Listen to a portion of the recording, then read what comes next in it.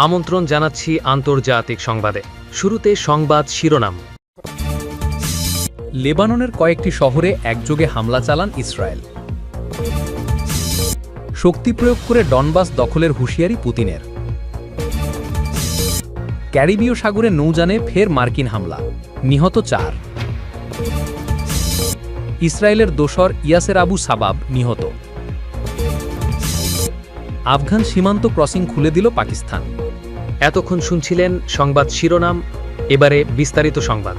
তবে তার আগে অনুরোধ থাকবে ভিডিওটিতে একটি লাইক দিয়ে কমেন্ট করে জানিয়ে দিন কোন জেলা বা দেশ থেকে ভিডিওটি দেখছেন ও শুনছেন।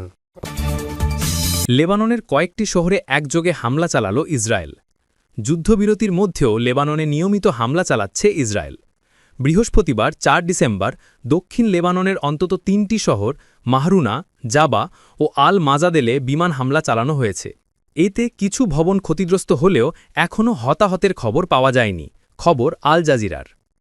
লেবাননের ন্যাশনাল নিউজ এজেন্সি জানিয়েছে, জাবার জনবহুল আবাসিক এলাকায় হামলায় একটি ভবন ধ্বংস এবং আশপাশের স্থাপনাগুলি ক্ষতিগ্রস্ত। ইসরায়েলি সামরিক বাহিনীর মুখপত্র আবিছে আদ্রেই আল মাজাদেলের বাসিন্দাদের শহরটি খালি করার নির্দেশনা জারির ঘণ্টাখানেক পরই হামলা শুরু হয়। সামাজিক যোগাযোগ মাধ্যম এক্সে প্রকাশিত এক পোস্টে আল মাজাদেল ও ব্রাশিতের কয়েকটি ভবনকে লক্ষ্যবস্তু হিসেবে চিহ্নিত করে মানচিত্র প্রকাশ করেন আদ্রেই। সেসব ভবন হিজবুল্লাহ ব্যবহার করছে এমন অভিযোগ করে সাধারণ মানুষকে চিহ্নিত ভবনগুলো থেকে কমপক্ষে 300 মিটার দূরে সরে যাবার নির্দেশ দেন। জাতিসংঘের তথ্যমতে 2024 সালের নভেম্বরে যুদ্ধবিরতি কার্যকর হওয়ার পর থেকে ইসরায়েল প্রায় প্রতিদিন লেবাননে আক্রমণ চালিয়েছে। এসব হামলায় এখনও পর্যন্ত 300 জনের বেশি মানুষ নিহত হয়েছে। এর মধ্যে অন্তত 127 জন বেসামরিক। আল জাজিরার প্রতিবেদনে বলা হয়, এবারের হামলার সময়টি গুরুত্বপূর্ণ কারণ দুই দেশের মধ্যে চলমান সংকট নিয়ে লেবাননের সঙ্গে আলোচনার একদিন পরই ইসরায়েল ফের দেশটিতে হামলা চালাল। চলতি সপ্তাহে দীর্ঘ 4 দশক পর সরাসরি আলোচনায় অংশ নেয় লেবানন ও ইসরায়েল। বৈরুত বলেছে, এটি শান্তি আলোচনা নয় বরং শত্রুতা কমানো ও লেবানিজ ভূখণ্ড থেকে ইসরায়েলের সেনাদের প্রত্যাহার নিশ্চিত করার প্রচেষ্টা মাত্র। লেবাননের সেনাবাহিনী নভেম্বরের শেষ নাগাদ যুদ্ধবিরতি লঙ্ঘনের 5198টি ঘটনায় ইসরায়েলকে দায়ী করেছে, যার মধ্যে 657টি বিমান হামলা। ইসরায়েল বলছে, তাদের অভিযান হিজবুল্লাহর সদস্য ও অবকাঠামো লক্ষ্য করে পরিচালিত, যাতে সংগঠনটি মারণাস্ত্রী সক্ষমতা পুনর্গঠিত করতে না পারে। যুদ্ধবিরতি শর্ত অনুযায়ী উভয় পক্ষের শত্রুতামূলক কার্যক্রম বন্ধ করার কথা ছিল। লেবাননের দায়িত্ব ছিল ইসরায়েলে হামলা ঠেকানো এবং ইসরায়েলের প্রতিশ্রুতি ছিল আক্রমণাত্মক সামরিক অভিযান বন্ধ করা। তবে ইসরায়েলি বাহিনী এখনও লেবাননের অন্তত 5টি স্থান দখলে নিয়ে সেখানে ঘাঁটি গেড়েছে। চুক্তির শর্ত অনুযায়ী সেসব জায়গা এখনও ছাড়েনি তারা। শক্তি প্রয়োগ করে ডনবাস দখলের হুঁশিয়ারি পুতিনের। ইউক্রেনের ডনবাস অঞ্চল নিয়ে কোনো ধরনের ছাড় দেবেন না বলে হুঁশিয়ারি দিয়েছেন রাশিয়ার প্রেসিডেন্ট ভ্লাদিমির পুতিন। বৃহস্পতিবার 4 ডিসেম্বর ভারতীয় সংবাদমাধ্যম ইন্ডিয়া টুডেকে দেওয়া সাক্ষাৎকারে এই হুঁশিয়ারি দেন পুতিন। পুতিন বলেন, হয় আমরা শক্তি প্রয়োগ করে এই অঞ্চলগুলো স্বাধীন করব অথবা ইউক্রেনের সেনাদের এখান থেকে সরে যেতে হবে। উল্লেখ্য, বর্তমানে ডনবাসের 85% অঞ্চল রাশিয়ার নিয়ন্ত্রণে রয়েছে। ইউক্রেনের প্রেসিডেন্ট ভলোদিমির জেলেন্সকি আগে থেকেই বলে আসছেন, তারা তাদের ভূখণ্ড নিয়ে কোনো ছাড় দেবেন না। পুতিন এমন সময় এই মন্তব্য করলেন যখন যুক্তরাষ্ট্রের প্রেসিডেন্ট ডোনাল্ড ট্রাম্প বলেছেন, রুশ নেতা যুদ্ধ বন্ধ করতে চান। গত মঙ্গলবার রাশিয়ার আলোচকদের সঙ্গে বৈঠকে বসেছিলেন মার্কিনিরা। এছাড়া পুতিনের সঙ্গে সরাসরি সাক্ষাৎ করেছিলেন ট্রাম্পের বিশেষ দূত স্টিভ উইটকফ। তার ফ্লোরিডায় ইউক্রেনীয় প্রতিনিধিদের সঙ্গে বৈঠকের কথা আছে। যুদ্ধ বন্ধে যুক্তরাষ্ট্র যেসব প্রস্তাব দিয়েছে সেগুলোর কিছুতে সম্মত আর কিছুতে রাশিয়ার আপত্তি আছে বলেও জানিয়েছেন পুতিন। তবে কোন পয়েন্টগুলো নিয়ে তাদের আপত্তি আছে সেটি স্পষ্ট করেননি তিনি। সম্প্রতি রাশিয়া যুদ্ধক্ষেত্রে কিছু সফলতা পেয়েছে, এরপরই তাদের অবস্থান আরও শক্তিশালী হয়ে গেছে। গত 23 নভেম্বর যুক্তরাষ্ট্র তাদের প্রথম শান্তি চুক্তির প্রস্তাব দেয়। ওই চুক্তিতে 28টি দফা আছে, যার একটিতে বলা আছে, চুক্তি হলে ডনবাসের যেসব অঞ্চল এখনও ইউক্রেনের নিয়ন্ত্রণে আছে সেগুলো রাশিয়াকে দিয়ে দিতে হবে। এই দফার কঠোর বিরোধিতা করেছে ইউক্রেন এবং ইউরোপের দেশগুলো। তবে গত সপ্তাহে এই চুক্তির কিছু দফায় পরিবর্তন আনতে সমর্থ হয় কিয়েভ। তথ্যসূত্র বিবিসি। ক্যারিবীয় সাগরে নৌযানে ফের মার্কিন হামলা, নিহত 4। ক্যারিবিয়ান সাগরে সন্দেহভাজন একটি মাদক পাচারকারী নৌকায় মার্কিন সামরিক বাহিনীর হামলায় 4 জন নিহত হয়েছেন। বৃহস্পতিবার সংঘটিত এই হামলাটি মার্কিন প্রতিরক্ষা সচিব পিট হেগসেতের নির্দেশে পরিচালিত হয়। মার্কিন সামরিক সূত্র জানিয়েছে, নৌকাটি আন্তর্জাতিক জলসীমা দিয়ে পূর্বাঞ্চলীয় নর্কো ট্রাফিকিং রুটে যাচ্ছিল এবং জাহাজে অবৈধ মাদক পরিবহন করা হচ্ছিল। দাবি করা হয়, নৌকাটি একটি সন্ত্রাসী গোষ্ঠীর নিয়ন্ত্রণে ছিল এবং মাদক পাচারের পথে ছিল। কয়েক মাস ধরে অভিযানে ৮০-এরও বেশি সন্দেহভাজন মাদক পাচারকারীকে হত্যা করেছে ট্রাম্প প্রশাসন। তবে ২ সেপ্টেম্বরের এক হামলার পর পুনরায় নৌকায় আঘাত করার ঘটনা প্রকাশিত হওয়ার পর কংগ্রেসের দ্বিপক্ষীয় কমিটিগুলো তদন্ত শুরু করেছে। হোয়াইট হাউস জানিয়েছে, দ্বিতীয় হামলার আদেশ ব্র্যাডলি দিয়েছিলেন। তিনি ক্যাপিটাল হিলে রুদ্ধদ্বার বৈঠকে বলেছেন, তাকে এমন কোনো আদেশ দেওয়া হয়নি যাতে সবাইকে হত্যা করতে হয়।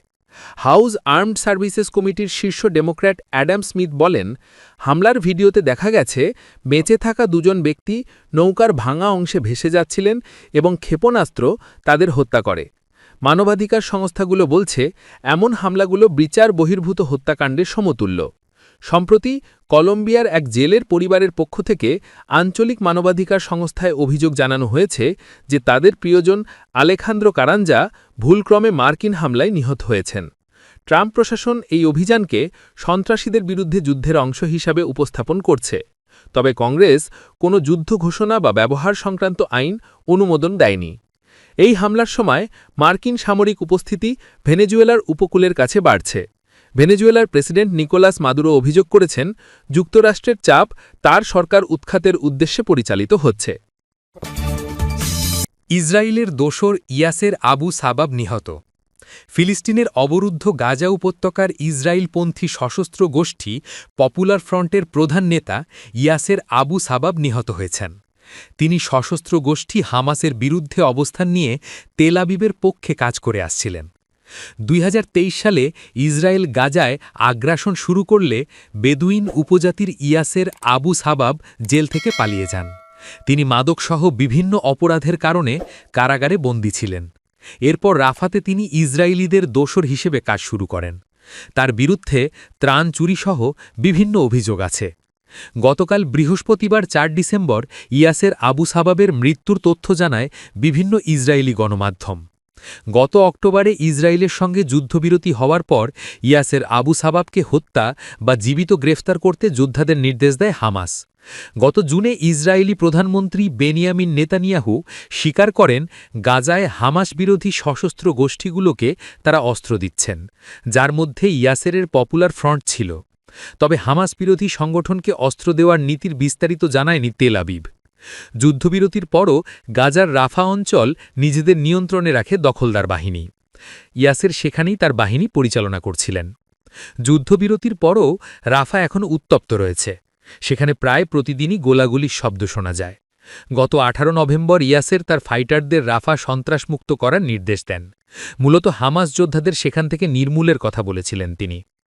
রাফার বিভিন্ন সুড়ঙ্গে ১০০ থেকে ২০০ হামাস যোদ্ধা আটকা পড়ে আছেন। তাদের মধ্যে প্রায় ৪০ জনকে ইসরায়েল হত্যা করেছে। ইসরায়েলি আর্মি রেডিও জানিয়েছে, ইয়াসের আবু সাবাব আহত অবস্থায় দক্ষিণ ইসরায়েলের সোরোকা হাসপাতালে ভর্তি ছিলেন। সেখানে তার মৃত্যু হয়েছে। তবে হাসপাতাল কর্তৃপক্ষ এই তথ্য অস্বীকার করেছে। ইসরায়েলি এই দোসরের মৃত্যু কিভাবে হয়েছে সেটি এখনও স্পষ্ট নয়। আফগান সীমান্ত ক্রসিং খুলে দিল পাকিস্তান। প্রায় ২ মাস বন্ধ থাকার পর জাতিসংঘের ত্রাণবাহী ট্রাকের জন্য আফগানিস্তানের সঙ্গে তোরখাম ও চামান সীমান্ত ক্রসিং ফের খুলে দিয়েছে পাকিস্তান। দেশটির পররাষ্ট্র দপ্তরের মুখপাত্র তাহির আন্দ্রাবি এ তথ্য নিশ্চিত করেছেন। খবর ডনের। প্রতিবেদনে বলা হয়েছে, পররাষ্ট্র মন্ত্রণালয়ের সঙ্গে পরামর্শ করে সীমান্ত খোলার সিদ্ধান্ত নিয়েছে বাণিজ্য মন্ত্রণালয়। তবে পাকিস্তানের এই কর্মকর্তা স্পষ্ট করে বলেছেন, সীমান্ত ক্রসিং খুলে দেওয়া হলেও বাণিজ্য এখনও স্থগিত রয়েছে। তিনি আরও বলেছেন, আফগান জনগণের সাথে আমাদের কোনো দ্বন্দ্ব নেই। সাম্প্রতিক বছরগুলোতে পাক নিরাপত্তা বাহিনীর বিরুদ্ধে অভিযান তীব্র করেছে তেহরিক-ই-তালেবান পাকিস্তান বা টিটিপি। পাকিস্তানে সহিংসতা ক্রমাগত বৃদ্ধি পাওয়ায় আফগানিস্তানের সঙ্গে দেশটির উত্তেজনাও তীব্র হয়েছে। ২০২১ সালে তালেবানরা ক্ষমতা দখলের পর থেকে ইসলামাবাদ টিটিপিকে আফগান ভূখণ্ডকে নিরাপদ আশ্রয় হিসেবে ব্যবহার করার অভিযোগ করেছে, যা কাবুল অস্বীকারও করেছে। ক্রমবর্ধমান উত্তেজনার মধ্যে গত ৯ অক্টোবর কাবুলে ড্রোন হামলার ঘটনা ঘটে, যে হামলার জন্য ইসলামাবাদকে অভিযুক্ত করেছিল তালেবান নেতৃত্বাধীন আফগান সরকার। এরপর প্রতিবেশী দুই দেশের মধ্যে সম্পর্কের অবনতি ঘটে।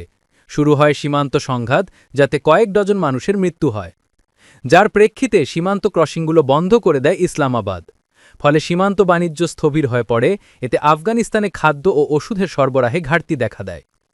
গত ১৯ অক্টোবর কাতারের মধ্যস্থতায় আফগানিস্তান ও পাকিস্তানের মধ্যে একটি যুদ্ধবিরতি কার্যকর হয়। সেই যুদ্ধবিরতি এখনও বহাল রয়েছে, যদিও ইস্তাম্বুলে পাক ও আফগান প্রতিনিধি দলের মধ্যে সাম্প্রতিক একাধিক বৈঠক কোনো অগ্রগতি ছাড়াই শেষ হয়।